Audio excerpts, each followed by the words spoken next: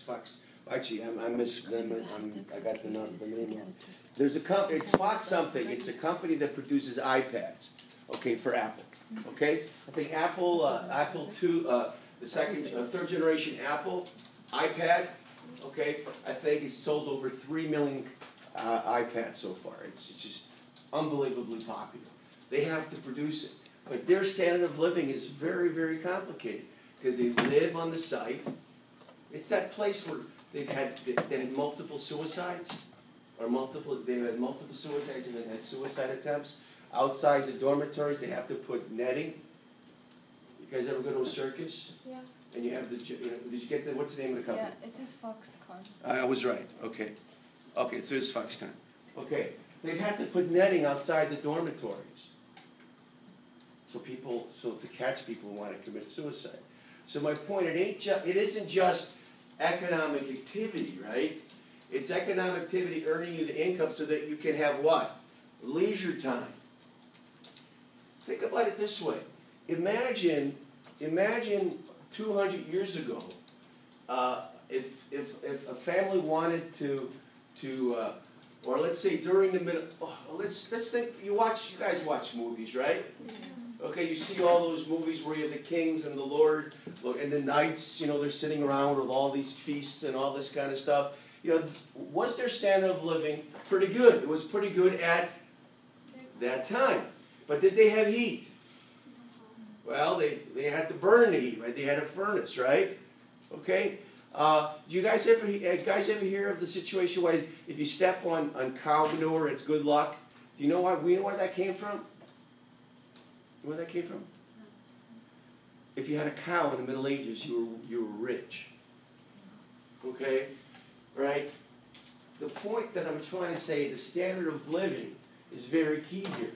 Now, if you work and you make so much money, you have the luxury of free time, right? You have your Fridays off, you have your Saturdays off. In Kuwait labor law, how many hours a week does everybody have to work? 8 hours. 48, 8 plus, but 6 days a week.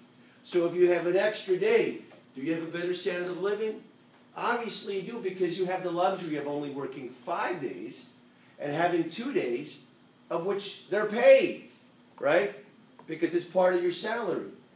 You don't get paid that 1 day off. In some people have 1 day off. It's always usually Friday, but they don't get paid for not working.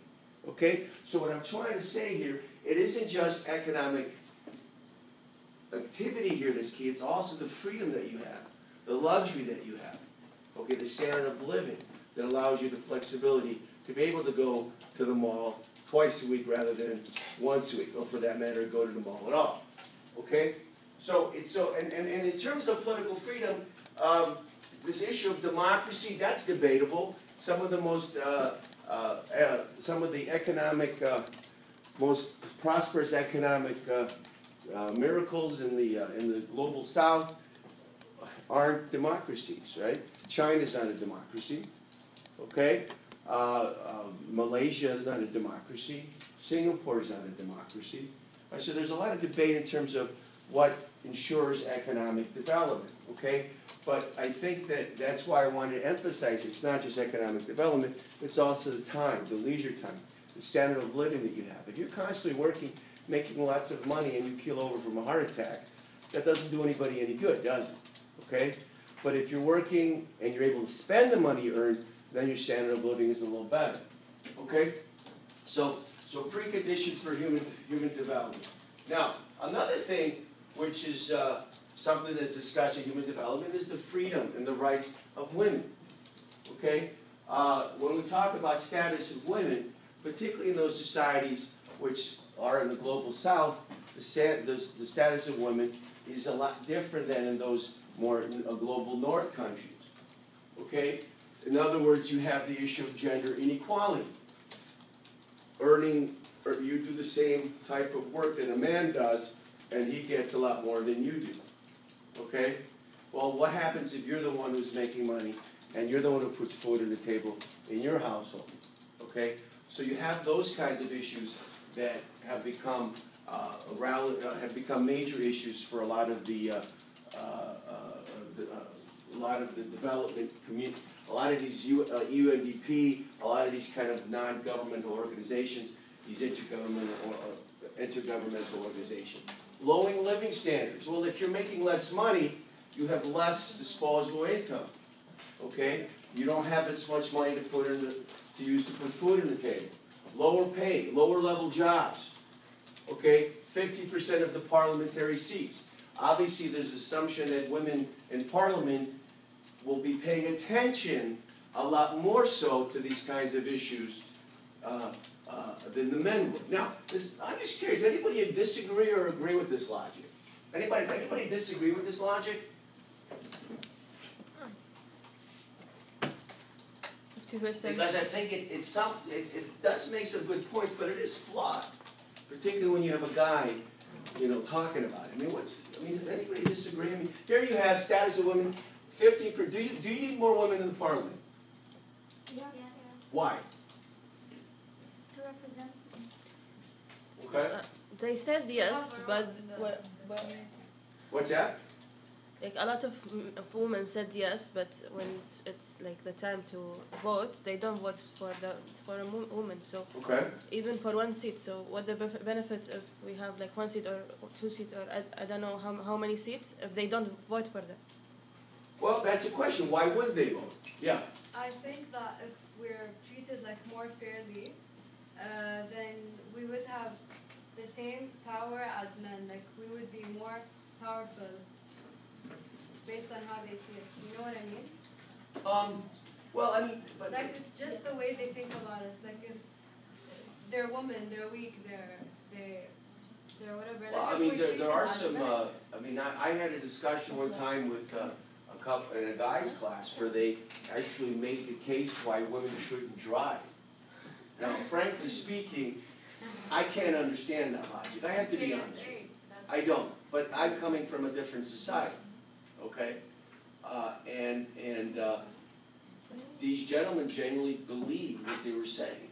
I found it fascinating because they said that it was more dangerous for you to drive. And because it was dangerous for you to drive, therefore you shouldn't be allowed to drive. for us. Yeah, and I was, I could not understand that logic because to me it's dangerous for anybody to drive here in Korea, okay, or let alone in any kind of society. You can get caught in the wrong place at time and get hurt, regardless of whether you're a man or a woman. But I guess where I'm going to this is this kind of argument that, and this is now because I think this argument is, it's a legitimate point. Lower level jobs, right? Why shouldn't women be allowed to earn the kind of work that they're competitive for, right? Why should you be denied the opportunity for a higher level job because of the sake of your gender? In today's world, it's not your body, it's not your gender, it's what? It's what you have up here. And frankly, from a business point of view, you hire the person that can get you that gives you the most value, okay, for your company, right? And if you begin to choose men over women only because of the argument that there's a gender difference, then it's not a very smart economic decision. It's not a very smart entrepreneurial decision, right? And another thing is that this is also very important. Many of these conditions or characteristics that are highlighted in the chapter are patterns that people see. Okay? In other words, if you're in a global south country and you're not experiencing economic growth, there tends to be certain patterns that emerge. One of which is the status of women. Those economies or those societies that are underdeveloped or less of development have a tendency to do what? Have less or have more gender inequality. Less representation of women in parliamentary seats. Okay? Another thing is less access to health care. Girls die more often. One of the biggest tragedies in China, for example, even though it's developing, is that the amount of pressure put on women in China, it has the highest I